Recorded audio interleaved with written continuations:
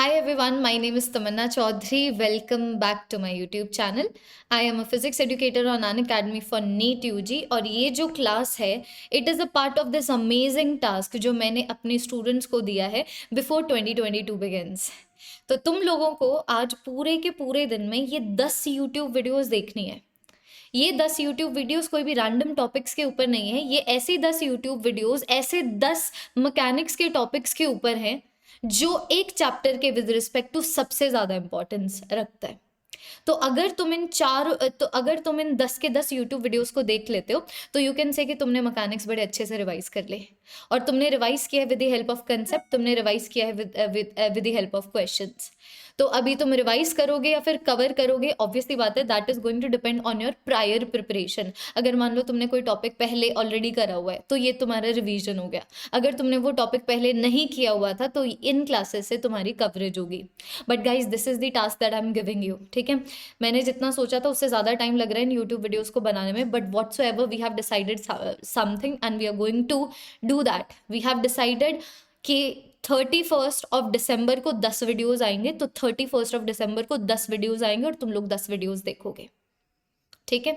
After you complete every video comment section में hashtag done लिख देना। I am just super thrilled to see कि कितने students पहली वीडियो के कमेंट सेक्शन के अंदर हैशटैग डन लिखते हैं और कितने बच्चे लास्ट वीडियो के कमेंट सेक्शन के अंदर हैशटैग डन लिखते हैं, ठीक है। So let us get into it.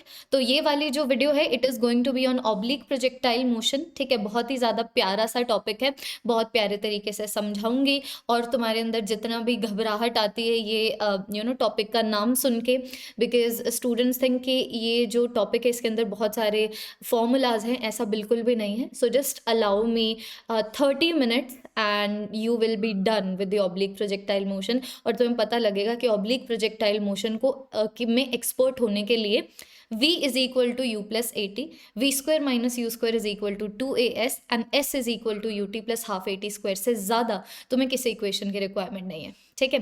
So let us jump right into the video. बस दो चीज़ें जान लो, इन क्लासेस का जो PDF है मेरे टेलीग्राम चैनल के ऊपर मिलेगा, तो वहाँ से तो टेलीग्राम चैनल का लिंक वीडियो के डिस्क्रिप्शन में, नंबर 1। नंबर 2, अनअकैडमी प्लस पे 5 जनवरी से मैं और अनअकैडमी के और टॉप एडुकेटर्स एक बैच लेके आ रहे हैं जिसके अंदर हम तुम सबको नीट के जो 2022 एस्पायरेंट्स हैं उनको फिजिक्स केमिस्ट्री और बायो के जो मोस्ट प्रॉबेबल 10,000 क्वेश्चंस हैं हम वो कवर करवाएंगे। तो बैच का लिंक वीडियो के डिस्क्रिप्शन में, सब्सक्रिप्शन का लिंक वीडियो के डिस्क्रिप्शन में, एक बार चेक कर लेना। And now let us get right into the video. Projectile motion, ठीक है।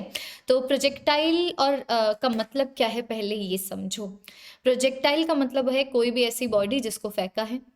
प्रोजेक्टाइल मोशन का मतलब होता है मोशन ऑफ अ बॉडी जिसको फेंका गया है, which is now moving under the action of gravity. तो अगर मैं प्रोजेक्टाइल को ऐसे फेंक दूं तो वर्टिकल प्रोजेक्टाइल मोशन है, अगर मैं प्रोजेक्टाइल को ऐसे फेंक दूं तो वो हॉरिजॉन्टल प्रोजेक्टाइल मोशन है, और अगर मैं हॉरिजॉन्टल और वर्टिकल से किसी एंगल पे फेंकूं तो वो ऑब्लिक प्रोजेक्टाइल मोशन है, ठीक है। तो बच्चों ये टॉपिक बिल्कुल भी कॉम्प्लिकेटेड नहीं है अगर तुम सिर्फ एक चीज़ दिमाग में रखते हो। भले ही यहाँ पर बॉडी एक्स डायरेक्शन में भी मूव कर रही है, वाई डायरेक्शन में भी मूव कर रही है, but you must not forget कि इसका जो मोशन एक्स डायरेक्शन में है it is completely independent of what is happening in the Y direction, और इसका जो मोशन वाई डायरेक्शन में है it is completely independent of its motion in the x direction. तो जब तुम उसको इस तरीके से देखते हो ना, तो ये जो चैप्टर नंबर 4 है वो तुम्हारा चैप्टर नंबर 3 में कन्वर्ट हो जाता है, which is motion in one dimension, ठीक है। जैसे कि मान लो तुमने यहाँ पर एक बॉडी थी, इस बॉडी को तुमने u की वेलोसिटी से थीटा एंगल पे फेंका, so the body is making an angle of theta with respect to the horizontal. तो आगे जितनी भी स्लाइड्स आएंगी मैं ऑरेंज कलर को यूज़ करूंगी एक्स एक्सिस की इक्वेशंस लिखने के लिए, और येलो कलर को यूज़ करूंगी वाई एक्सिस की इक्वेशंस लिखने के लिए in the diagrams as well as for the formulas that are right, okay, ये ध्यान रखना। तो देखो बच्चों, अभी अगर मान लो मैं इस एग्जाम्पल की बात करती हूँ तो तुम लोग देख पा रहे हो कि मैंने बॉडी को इनिशियल वेलोसिटी दी है, दोनों डायरेक्शन में दी है। एक मैंने इसको इनिशियल वेलोसिटी एक्स डायरेक्शन में दी है जो उसका कॉस कंपोनेंट होगा, एक मैंने इसको वाई डायरेक्शन में दी है जो उसका साइन कंपोनेंट होगा। दिस इज वेरी लीनियंट, मतलब इसमें इतना ज़्यादा घबराने वाली बात है ही नहीं। तो मान लो अभी जैसे प्रोजेक्टाइल मोशन दिमाग में आता है ना, तो बच्चे सोचते हैं कि टाइम ऑफ फ्लाइट का फॉर्मूला, रेंज का फॉर्मूला, मैक्सिमम हाइट का फॉर्मूला कैसे निकालेंगे। बड़े आराम से निकालोगे, बस यहाँ पर प्रॉपर्टीज समझ लो। अगर मैं एक्स डायरेक्शन की बात करूं, एक्स डायरेक्शन में कोई एक्सेलरेशन नहीं है, एक्स डायरेक्शन में कोई एक्सेलरेशन नहीं है, तो वेलोसिटी एक्स डायरेक्शन में बिल्कुल भी चेंज नहीं करेगी। लेकिन अगर मैं वाई डायरेक्शन की बात करूं, तो वाई डायरेक्शन में एक्सेलरेशन है, तो वेलोसिटी वाई डायरेक्शन में 100% से चेंज करेगी। समझे? तो जो वेलोसिटी वाई डायरेक्शन में है, it is going to change 100%। तो अभी यहाँ पर बिल्कुल ध्यान से देखिएगा, ये मैंने दो डायग्राम्स बनाए हुए हैं। एक है ऑब्लिक प्रोजेक्टाइल मोशन, एक है vertical projectile motion. Vertical projectile motion एक ऐसा टॉपिक है जो तुमने क्लास 9th में किया है, 10th में किया है, फिर बाद में क्लास 11th में भी किया है। लेफ्ट हैंड साइड पे तुम्हें ऑब्लिक प्रोजेक्टाइल मोशन दिख रहा है, जिसको तुम अभी 11th में कर रहे हो, ठीक है। तो late us talk about the time of flight. तो टाइम ऑफ फ्लाइट का मतलब समझो, टाइम ऑफ फ्लाइट का मतलब क्या होता है। टाइम ऑफ फ्लाइट का मतलब सिर्फ इतना होता है, what is the time taken by the projectile once it has left the ground to come back again to the ground. तो पूरी की पूरी जर्नी में कितना टाइम लग रहा है, उसको हम टाइम ऑफ फ्लाइट बोलते हैं। तो अभी let us talk about what we have done in class 9th 10th and 11th। Time of flight को मान लो अगर मैं ये वाले केस के लिए लिखूं, तो हम यही लिखते हैं ना कि जितना टाइम इसको लगेगा नीचे आने में, it is equal to 2u divided by g. कि इसको ऊपर जाने में जो टाइम लगेगा, it is equal to u divided by g, जिसको बोला जाता है टाइम ऑफ एसेंट। इसको नीचे आने में जो टाइम लगेगा, it is equal to u divided by g, जिसको बोला जाता है time of descent. Time of ascent और टाइम ऑफ डिसेंट को अगर तुम ऐड कर दो, तो टाइम ऑफ द जर्नी पता लग जाएगा, जिसको टाइम ऑफ फ्लाइट बोला जाता है। So look closely, left hand side में राइट हैंड साइड में फर्क है। लेफ्ट हैंड साइड में एक्स मोशन इन्वॉल्व है, राइट हैंड साइड में एक्स मोशन इन्वॉल्व नहीं है। But what is the similarity between both of them, कि दोनों में वाई डायरेक्शन का मोशन है, और वाई डायरेक्शन का मोशन एक्स के मोशन के ऊपर डिपेंड नहीं करता। तो अगर तुम यहाँ पर टाइम ऑफ फ्लाइट को लिख रहे हो 2u divided by g, so you are writing it as equal to 2 times the initial velocity in the y direction divided by acceleration in the y direction। Same चीज तुम left hand side में कर सकते हो, कि यहाँ पर जो टाइम ऑफ फ्लाइट होगा, बॉडी को कितना टाइम लग रहा है ये वाले पॉइंट से लेके ये वाले पॉइंट तक पहुंचने में, this time of flight is also going to be equal to 2 times the initial velocity in the y direction divided by acceleration in the y direction। ये तो आ गया, एक बार जरा सा देखिए, ये तो भाई आ गया, इसमें तो कोई दिक्कत नहीं हुई। What is the initial velocity in the Y direction, it is equal to u sine theta.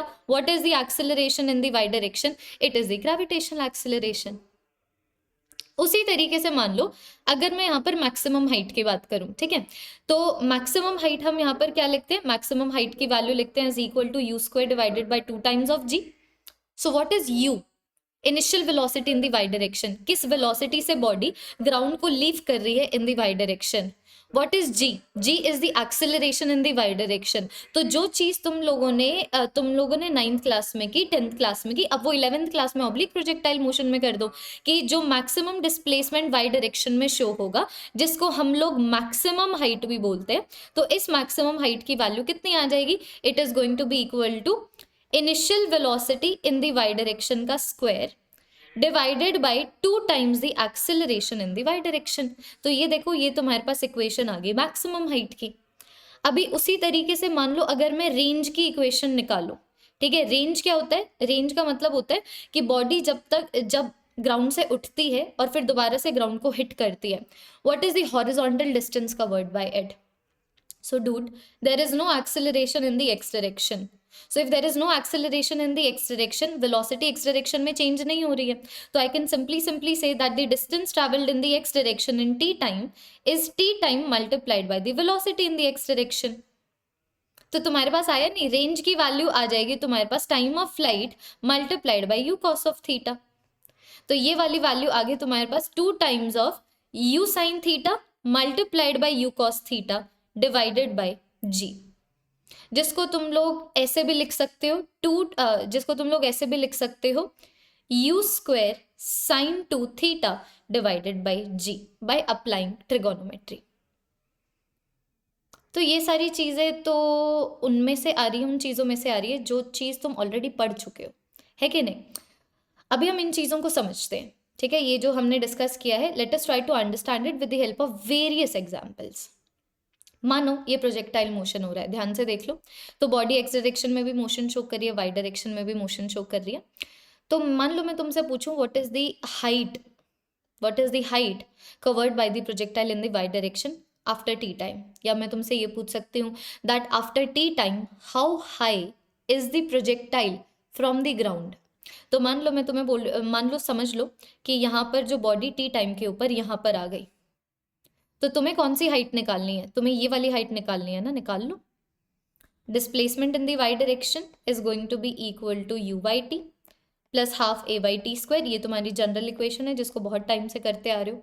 इसमें वैल्यू सब्सटीट्यूट कर दो तो तुम्हारे पास वैल्यू आ जाएगा h is going to be equal to u y t minus half g t square. U y की value तुम्हें पता ही है, so this is going to be equal to u sine theta t minus half g t square. तो ये सारी चीज़ें याद थोड़ी रखोगे, ये सारी चीज़ें याद नहीं रखनी।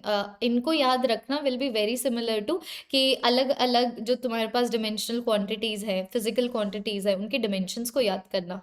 You don't remember dimensions of all the physical quantities, you just know how to get to the dimensions of these physical quantities। so इस क्लास की हेल्प से तुम्हें सिर्फ ये सीखना है how do you get to the answer, what is the answer, it does not matter because if the question changes by even the slightest amount the answer will change altogether। तो answer को याद करके क्या करोगे, ठीक है। उसी तरीके से मान लो मैं तुमसे पूछूं what is the velocity of the body after time t, ठीक है, कि मान लो क्वेश्चन आ गया कि तुमने u की वेलोसिटी से बॉडी को फेंका making an angle of theta with the horizontal. अब मैं पूछ रही हूँ कि t टाइम के बाद उसकी वेलोसिटी कितनी है। तो देखो मोशन एक्स डायरेक्शन में भी है, मोशन वाई डायरेक्शन में भी है। एक्स डायरेक्शन की बात करूँ, एक्स डायरेक्शन में एक्सेलरेशन नहीं है, तो एक्स डायरेक्शन में एक्सेलरेशन नहीं है तो जो तुम्हारी वेलोसिटी है, वेलोसिटी एक्स डायरेक्शन में चेंज नहीं करती। देखो वेलोसिटी एक्स डायरेक्शन में चेंज नहीं करेगी, तो जो इनिशियल वेलोसिटी थी एक्स डायरेक्शन में which is equal to u cos theta, वही फाइनल वेलोसिटी भी एक्स डायरेक्शन में रहेगी यू कॉस थीटा। ये एक्स डायरेक्शन का आ गया।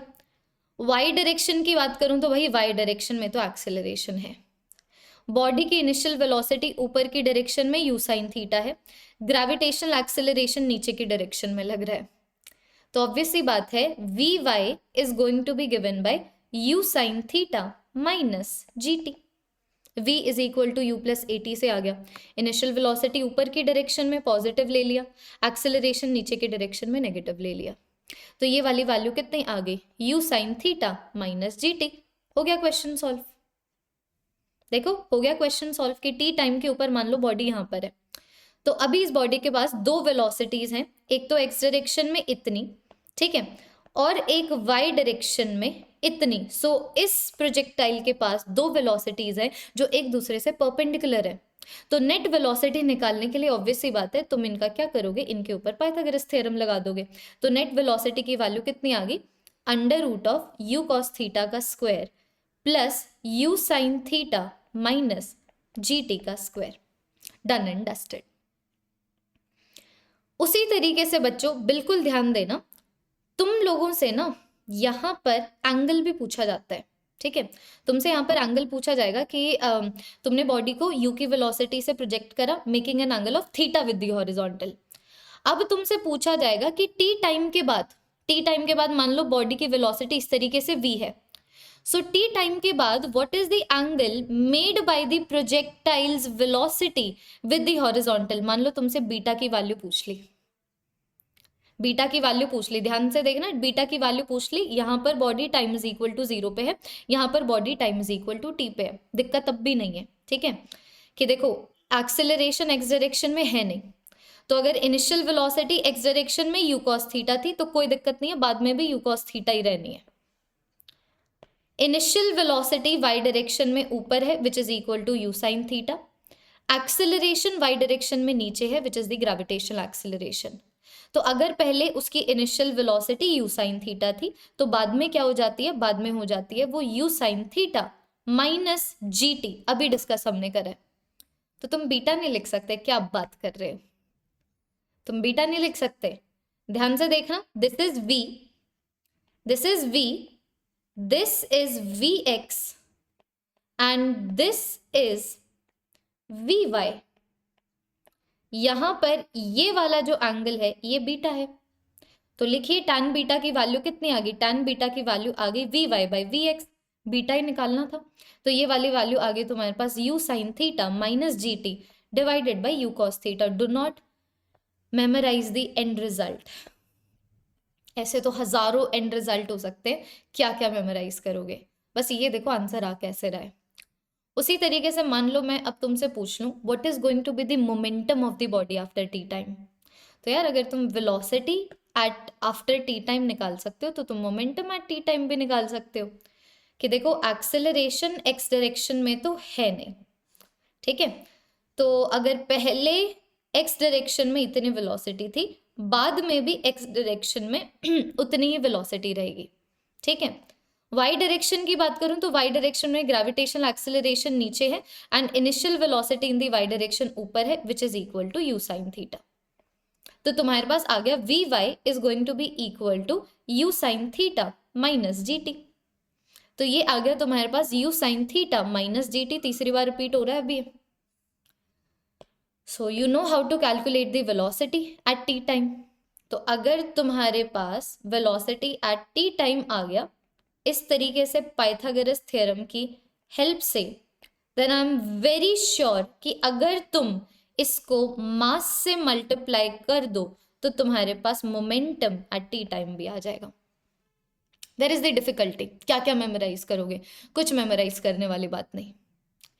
अब मान लो मैं तुमसे चेंज इन मोमेंटम के बारे में पूछ लूं, कि मान लो मैं तुमसे पूछ लूं कि बताओ भाई what is the change in momentum of the projectile after t time. तो अगेन एक्स डायरेक्शन में एक्सेलरेशन है नहीं, वेलोसिटी एक्स डायरेक्शन में चेंज होनी है नहीं, मोमेंटम एक्स डायरेक्शन में चेंज होना है नहीं। तो अब जो भी करेगा वाई डायरेक्शन ही कर सकता है। तो मान लो यहाँ पर बॉडी, ध्यान से देखिएगा, मान लो बॉडी यहाँ पर टाइम इज इक्वल टू 0 पे है और यहाँ पर body time is equal to t पे पहुंच चुकी है। हमने देख लिया एक्स डायरेक्शन में कोई मोमेंटम चेंज नहीं हो रहा, हमसे मोमेंटम चेंज पूछा गया, तो अब हम वाई डायरेक्शन में जाएंगे।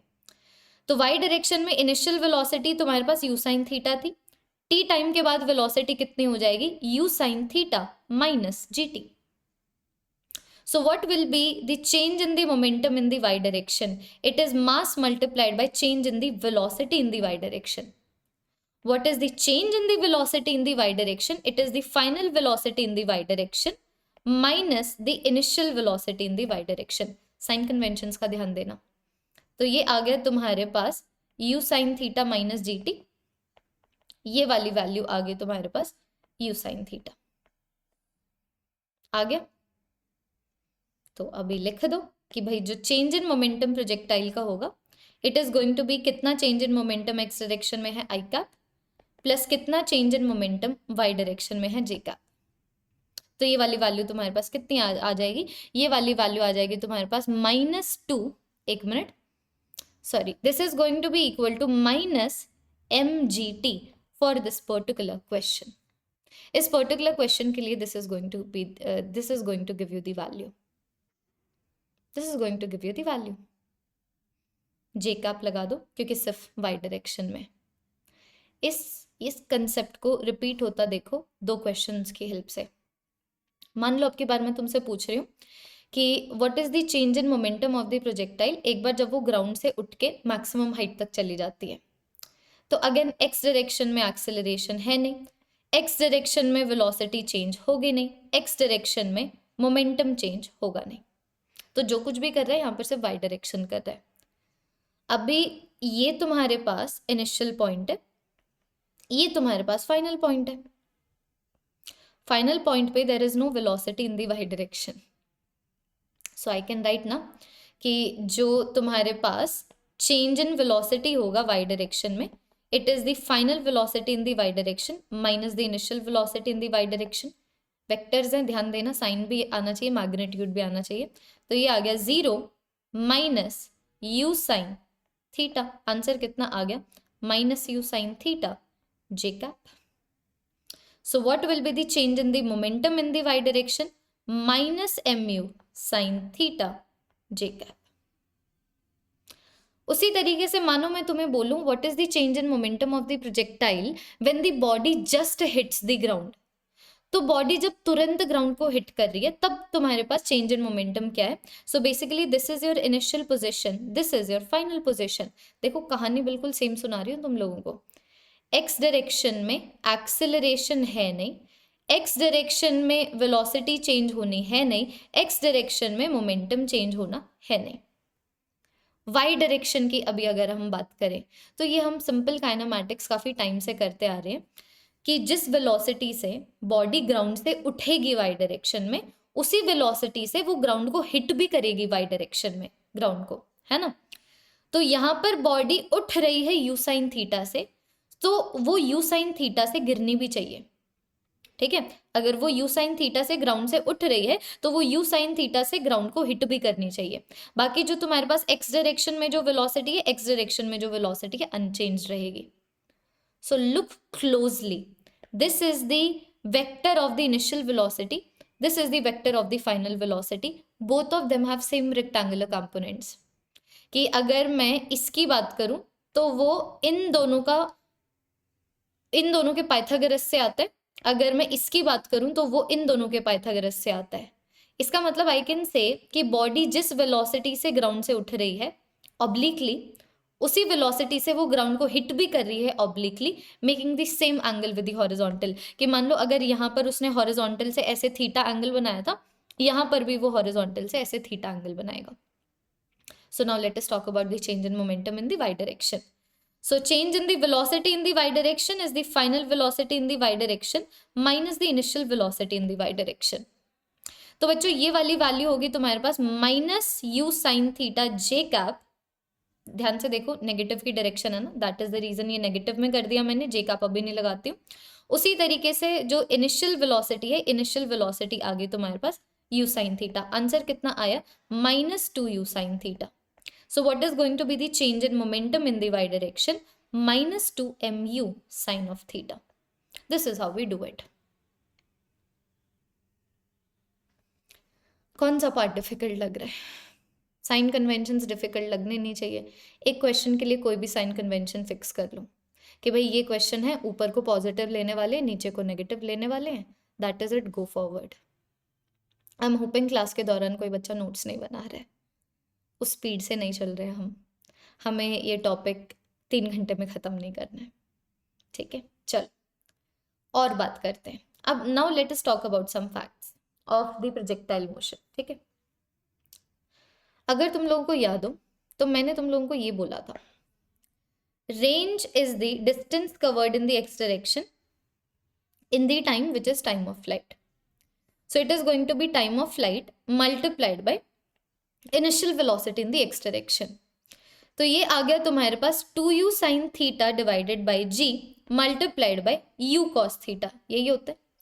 तो हम लोगों ने ना एक आइडेंटिटी यूज करी, 2 टाइम्स ऑफ साइन थीटा। ध्यान देना आइडेंटिटी क्या यूज करी, 2 times of sine theta multiplied by cos theta, this gives you sine 2 theta.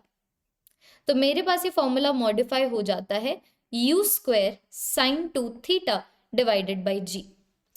जब जरूरत पड़े तभी ये फॉर्मूला यूज करो, वरना हमेशा remember this, range is going to be equal to 2 times the initial velocity in the Y direction multiplied by initial velocity in the x direction divided by the gravitational acceleration. अभी यहाँ पर ये है, मान लो मेरे पास 2 प्रोजेक्टाइल्स हैं, दोनों को मैं सेम इनिशियल वेलोसिटी से प्रोजेक्ट कर रही हूँ लेकिन डिफरेंट एंगल पे, सच दैट जब मैं दोनों एंगल को प्लस करूँ तो मुझे सम 90 डिग्री का मिले। तो दोनों केसेस में रेंज सेम होगी and this is very genuine. समझो इस चीज़ को, एक्स डायरेक्शन को मैं ब्लू में शो करूँगी, ठीक है, वाई डायरेक्शन को मैं यहाँ पर येलो में शो करने वाली हूँ। तो मैं यहाँ पर एक एग्जाम्पल ले रही हूँ कि पहले मैंने 30 डिग्री पे प्रोजेक्ट करा, तुम्हें यहाँ पर आर रेंज मिल गई, फिर मैंने 60 डिग्री पे प्रोजेक्ट करा, तब मान लो तुम्हें आर रेंज मिल गई। तो I need to prove that R1 is equal to R2। तो प्रूव तभी करूंगी जब मुझे R1 और R2 की वैल्यू लिखनी आती हो। तो R1 की वैल्यू क्या आ जाएगी, लेट अस सी। R1 की वैल्यू क्या आ जाती है, 2 times the initial velocity in the Y direction. Initial velocity in the Y direction तुम्हारे पास बना u साइन ऑफ कितना, u साइन ऑफ 30 डिग्री। देखो एक बार, है ना। उसी तरीके से initial velocity in the Y direction तुम्हारे पास कितना बना, ये बना u cos of 30 degree. Division में क्या आ गया, डिवीजन में आ गया तुम्हारे पास ग्रेविटेशनल एक्सेलरेशन, ये आ गई r1 की वैल्यू। अब r2 की वैल्यू लिखे, so this is going to be equal to 2 times the, अच्छा ये एक्स डायरेक्शन में था ना, इसको ऑरेंज में करना था, इसको ऑरेंज में कर देते हैं, ठीक है। अच्छा अभी यहाँ पर देखो R2 की वैल्यू लिखूं, so this is going to be equal to 2 times the initial velocity in the Y direction which is going to be equal to what, it is going to be equal to u sin 60 degree multiplied by the initial velocity in the y direction which is going to be equal to u cos of 60 degree divided by what, divided by the gravitational acceleration, ठीक है, divided by the gravitational acceleration। इसको मैं थोड़ा सा side कर देती हूँ since इसको दिखने में किस बच्चे को दिक्कत ना आए। तो अभी तुम समझो ना, मतलब एक चीज देखो, ये सारी चीजें कॉमन है, 2g u u 2g u सब कॉमन है। जो वैल्यू साइन ऑफ 60 डिग्री की है, सॉरी साइन ऑफ 30 डिग्री की है, वो कॉस ऑफ 60 डिग्री की है, और जो वैल्यू कॉस ऑफ 30 डिग्री की है वो साइन ऑफ 60 डिग्री की है। तो आया नहीं तुम्हारे पास conclusion, r1 is going to be equal to r2। तो जब भी तुम एक प्रोजेक्टाइल को या दो वेरी रिलेटेड प्रोजेक्टाइल्स को जिनका सेम मास हो, अगर तुम उनको प्रोजेक्ट करते हो सेम इनिशियल वेलोसिटी से at 2 different angles such that the sum of both of them is 90 degree, तो दोनों केसेस में रेंज की वैल्यू सेम मिलेगी, ठीक है। अब ऐसा करते हैं, अब थोड़ा सा फोकस करते हैं एक to calculate the relationship between quantities. जैसे कि अगर मैं मेन क्वांटिटीज की बात करूं जो प्रोजेक्टाइल मोशन से रिलेटेड है, कौन कौन सी है, एक है मैक्सिमम हाइट, एक है टाइम ऑफ फ्लाइट, एक है रेंज। तो सबसे पहले हम रेंज और मैक्सिमम हाइट के बीच में रिलेशनशिप निकालते हैं, फिर हम रेंज और टाइम ऑफ फ्लाइट के बीच में रिलेशनशिप निकालेंगे, ठीक है। चलो आ जाओ। तो यार रिलेशनशिप तो तब निकालेंगे जब हमें मेन फॉर्मूला पता हो। तो सबसे पहले मेन फॉर्मूला रेंज का लिखते हैं और मैक्सिमम हाइट का लिखते हैं। तो रेंज का मेन फॉर्मूला आ गया 2 times of u y u x divided by g. So this is going to be equal to 2 times of u sine theta multiplied by u cos theta divided by g. ये लो जी, ये हमारे पास पहली quantity का formula आ गया। दूसरी quantity जिसको हमें रिलेट करना है मैक्सिमम हाइट है, तो ये आ जाता है u y square divided by 2 times of a y. तो ये आ गया तुम्हारे पास u sine theta multiplied by u sine theta divided by 2 times of g. So now these are the 2 quantities जिनको तुम रिलेट करना चाहते हो। तो मैं क्या करने वाली हूँ ना, मैं यहाँ पर मैक्सिमम हाइट को उठाऊंगी और मैं देखूंगी कि मैक्सिमम हाइट को रेंज में कन्वर्ट करने के लिए मुझे क्या करना पड़ेगा। तो सबसे पहले तो मुझे 4 से मल्टीप्लाई करना पड़ेगा, क्योंकि जब मैं 4 से मल्टीप्लाई करूंगी डिनोमिनेटर में से 2 चला जाएगा और न्यूमरेटर में 2 आ जाएगा। So that is the first step that I am going to do. मैंने मल्टीप्लाई बाय 4 कर दिया। अभी आगे ये है कि यहाँ पर मैक्सिमम हाइट में न्यूमरेटर में एक साइन थीटा एक्स्ट्रा बैठा है, ठीक है। तो मैं क्या करती हूँ, डिनोमिनेटर में एक साइन थीटा ले आती हूँ और मुझे इसको रेंज में कन्वर्ट करने के लिए न्यूमरेटर में कॉस थीटा चाहिए, तो मैं न्यूमरेटर में कॉस थीटा ले आई। So this is what I need to do. जब मैं ये चीज करूंगी तब मेरा जो मैक्सिमम हाइट है उसको मैं रिलेट कर पाऊंगी रेंज से। इसका मतलब h multiplied by 4 divided by tan theta gives me the range, जहां से तुम्हारे पास ये वाली इक्वेशन बन जाती है, रतन चोर है और r times the tan theta is 4 times the maximum height. Why complicate, इतना इजीली सॉल्व हो तो रहा है। ये जो बड़ी बड़ी डेरिवेशंस बुक्स में लिखी हुई हैं या फिर अलग अलग वेबसाइट्स के ऊपर लिखी हुई है, why do you need to follow that. उसी तरीके से अब रिलेशनशिप निकालते हैं रेंज के बीच में, टाइम ऑफ फ्लाइट के बीच में। तो देखो रिलेशनशिप तभी निकाल सकते हो अगर तुम्हें उन दोनों को लिखना आता हो। तो सबसे पहले रेंज को लिखते हैं। तो रेंज मेरे पास कितना आ गया, रेंज मेरे पास आ गया 2 times of u sine theta multiplied by u cos theta divided by g. कोई शंका नहीं इस बात में। टाइम ऑफ फ्लाइट की बात करूं तो टाइम ऑफ फ्लाइट आ गया तुम्हारे पास 2u sine theta divided by g. अभी देखो, अभी मान लो मैं इन दोनों को रिलेट करना चाहूँ तो किसी बच्चे के एक तो ऐसा बच्चा होगा जो बोलेगा तो दीदी ऐसा करो ना, सीधा सीधा यू कॉस थीटा मल्टीप्लाई कर दो, लिख दो t multiplied by u cos theta is equal to range. बात तो तुम्हारी बिल्कुल ठीक है, मैं मना नहीं कर रही, ठीक है। Time of flight times the u cos theta is going to give me the range. लेकिन मुझे एक ऐसा रिलेशनशिप चाहिए जिसमें सिर्फ रेंज आ रहा हो, टाइम ऑफ फ्लाइट आ रहा हो और सिर्फ थीटा आ रहा हो। मतलब मुझे कहीं पे भी इक्वेशन में यू नहीं चाहिए। तो रेंज के न्यूमरेटर में यू स्क्वायर आ रहा है, टाइम के न्यूमरेटर में यू आ रहा है। तो सबसे पहले हमें जो चीज करनी पड़ेगी, इट इज टाइम के न्यूमरेटर में यू स्क्वायर लाना पड़ेगा। तो मैं टाइम ऑफ फ्लाइट का ही स्क्वायर कर देती हूँ। सो टाइम ऑफ फ्लाइट का स्क्वायर आ गया 4 sin theta multiplied by u sine theta divided by g का स्क्वायर। ये देखिए ये आ गया मेरे पास भाई नया फॉर्मूला। अब मुझे थोड़ी सी आस नजर आ रही है कि हाँ भाई अब आगे कुछ हो सकता है। अब मुझे यहाँ से क्या ढूंढना है, मुझे यहाँ से ढूंढना है मेरा रेंज। तो मैं क्या करती हूँ, 4 को मैं लिख देती हूँ as equal to 2 multiplied by 2। तो ध्यान से देखना, इसमें से रेंज तुम लोगों को अभी मैं दिखाने वाली हूँ। ये आ गया 2g, ये आ गया 2g। ठीक है, g को भी मैं यहाँ पर ऐसे कल्ले कल्ले लिख देती हूँ। यहाँ पर आ गया g, यहाँ पर आ गया g। तो ये देखो 2 और g कॉमन आ गया। ये आ गया बच्चों u साइन थीटा, ये आ गया u साइन थीटा। अभी तक सब सेट चल रहा है। ये आ गया u, ये आ गया u। अब तुम्हें एक्स्ट्रा पार्ट दिख रहा होगा। अब तुम्हें क्या करना है, ध्यान से देखना। अब अगर तुम्हें टी स्क्वायर को रेंज में कन्वर्ट करना है तो सबसे पहले तो न्यूमरेटर में जो साइन थीटा बैठा हुआ है उसको हटाना पड़ेगा और न्यूमरेटर में कॉस थीटा लाना पड़ेगा, है ना। मतलब अभी तुम्हारे पास आ रहा है टी स्क्वायर में ये पूरी की पूरी वैल्यू आ गई which is equal to 4 square sine square theta divided by g square. तुम्हें अभी क्या करना है, तुम्हें यहाँ पर इसके न्यूमरेटर में से एक साइन थीटा हटाना है और सॉरी न्यूमरेटर में से साइन थीटा हटाना है। तो ये इस तरीके से हट गया और न्यूमरेटर में तुम्हें कॉस थीटा लेके आना पड़ेगा। एक बार जरा सा देखिए, यही करतूत करनी पड़ेगी ना बच्चों, एक बार जरा सा देखिए यही करतूत करनी पड़ेगी। तो basically what you have done is, ठीक है, तुम बौखला मत जाना कि अरे ये क्या बात हो गई।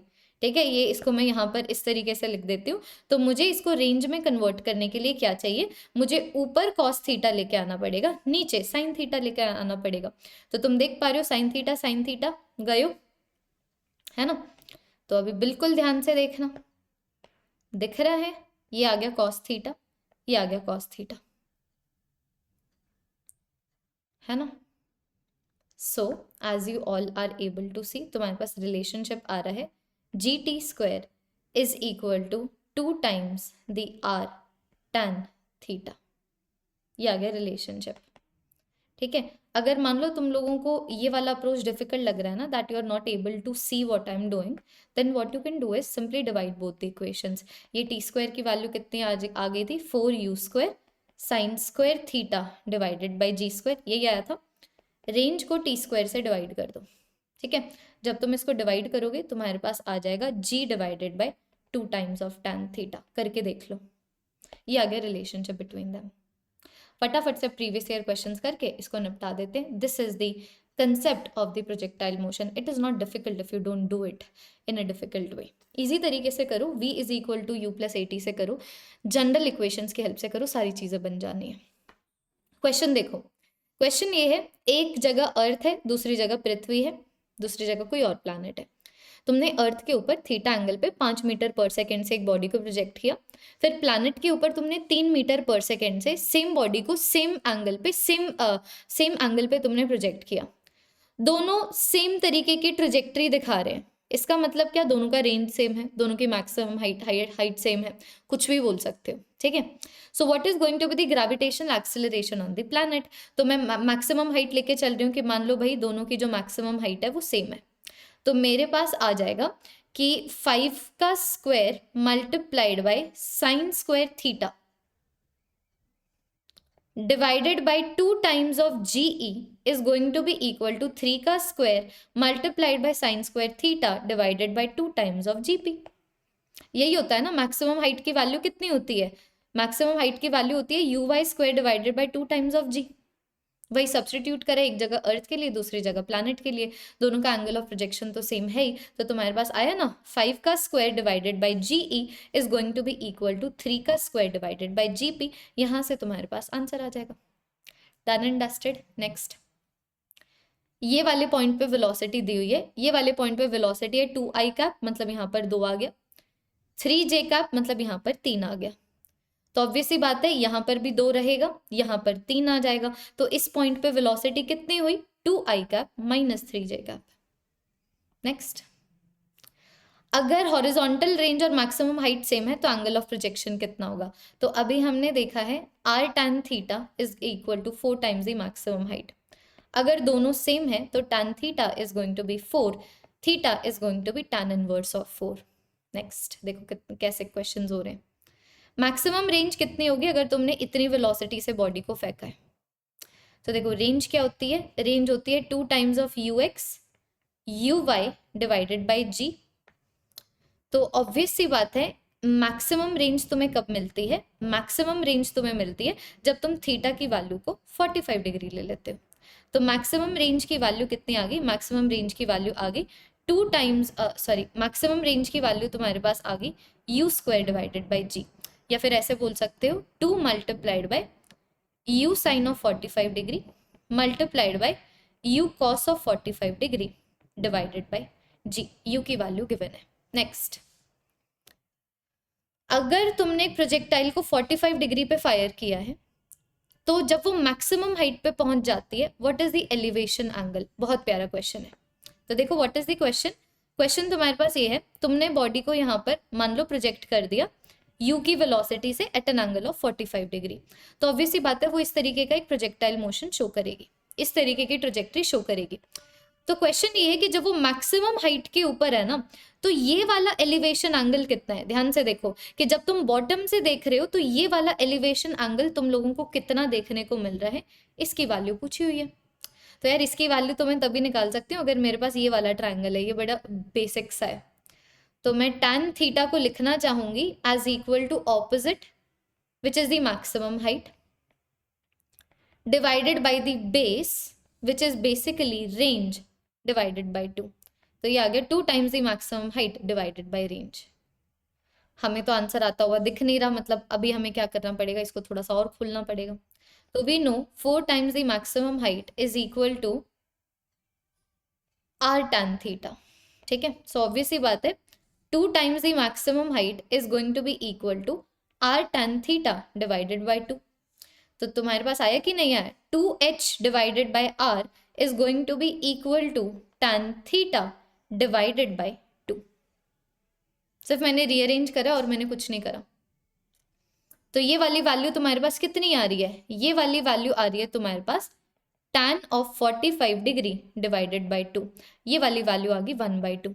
तो अभी तुम सोचो ना कि अगर तुम्हारे पास tan थीटा की वैल्यू 1/2 आ रही है तो theta is going to be tan inverse of 1/2। Which of the options gives you the correct option? Option number c. कितना प्यारा क्वेश्चन था। नेक्स्ट क्वेश्चन ये है, speed of the projectile at the maximum height. तो maximum height पे जो body की velocity होती है it is simply the velocity in the x direction which is basically u cos theta. ठीक है, तो मैक्सिमम हाइट पे जो स्पीड ऑफ द प्रोजेक्टाइल है it is half of its initial speed. इसका मतलब u h maximum is basically u divided by 2। So u cos theta is equal to u divided by 2। Cos theta की value 1/2 आ गई तो theta की value 60 degree आ गई। Option number a giving you the correct option. Next question, m mass की body को तुमने प्रोजेक्ट करा 45 डिग्री पे at the with respect to the horizontal. तो जब वो ग्राउंड पे दोबारा आता है what is the magnitude of the change in momentum? ये वाला कंसेप्ट हम ऑलरेडी कर चुके हैं। 2mu sine of theta negative j cap. Magnitude पूछा हुआ है तो मैग्नीट्यूड कितना आ जाएगा? 2mu sine of 45 degree. तो वैल्यू कितनी आ गई? √2 times of mu। Option number a giving you the correct option. Next question देखो क्या है। नेक्स्ट क्वेश्चन ये है, 2 पार्टिकल्स हैं, एक है ए पार्टिकल दूसरा है बी पार्टिकल। ए पार्टिकल को तुमने ड्रॉप करा, मतलब इसकी वाई डायरेक्शन में कोई वेलोसिटी नहीं थी। बी पार्टिकल को तुमने हॉरिजॉन्टल प्रोजेक्शन दी है 5 मीटर पर सेकेंड की, मतलब इसकी भी वाई डायरेक्शन में कोई वेलोसिटी नहीं है। तो अभी यहाँ पर तुमसे ये पूछा जा रहा है कि अगर इसको नीचे आने में t1 टाइम लग रहा है और इसको नीचे आने में t2 टाइम लग रहा है तो कौन सी बॉडी पहले आ रही है, कौन सी बॉडी बाद में आ रही है? तो अब यार तुम खुद देखो ना, दोनों बॉडीज के लिए पहली वाली बॉडी में एक्स मोशन नहीं है, दूसरी वाली बॉडी में एक्स मोशन है, फर्क नहीं पड़ता, वाई डायरेक्शन में कोई फर्क नहीं आएगा। तो अब जब मैं दोनों की वाई डायरेक्शन को कंसिडर करती हूँ, तो जिस हाइट से वो गिरेंगे वो भी सेम है, initial velocity in the Y direction भी सेम है which is equal to 0, acceleration in the Y direction which is the gravitational acceleration वो भी सेम है। तो ऑब्वियस सी बात है, जिस टाइम में गिर रहे हैं वो वाला टाइम भी सेम होगा, so both of them will fall simultaneously. Last question, दो प्रोजेक्टाइल्स हैं, सेम मास और सेम वेलोसिटी से प्रोजेक्ट करा, पहले 60 degree with respect to the horizontal, फिर 30 degree with respect to the horizontal, तो कौन सी चीज दोनों में सेम रहेगी? दोनों में सेम कौन सी चीज रहेगी? रेंज। Done and dusted. ये तुम्हारा projectile motion. So this was the revision of the projectile motion for the students who already did it, and this is an overview of the projectile motion for the students who are doing it for the first time. तो अगर तुम पहली बार इस चीज़ को कर रहे हो तो स्लो वीडियोस देखो, और अगर तुम ऐसे वीडियोस देख रहे हो, make sure that you are not writing during the classes and you are revising this topic from the notes right after the video ends. तो ये जो PDF है ये सब तुम लोगों को मेरे टेलीग्राम चैनल पे मिलेंगे, वहाँ से उठा लेना, ठीक है? चलो, thank you so much everyone. अभी मिलते हैं नेक्स्ट वीडियो की डिस्कशन में। नेक्स्ट वीडियो का डिस्कशन होगा Newton second law of motion के ऊपर। तो अभी तुम देख पा रहे हो velocity and speed and oblique projectile motion की मतलब बड़ी वीडियोस बनी है, लंबे टाइम की वीडियोस बनी है, लेकिन दैट इज काइनेमैटिक्स, में कुछ नहीं कर सकती। एक और लंबी वीडियो आएगी रोटेशनल डायनामिक्स की, और सबकी छोटी छोटी वीडियोस हैं, ठीक है? और सबकी छोटी छोटी वीडियोस 15 से 20 मिनट की है, तो उनको तुम लोग देख लेना, कंपनसेट कर लेना।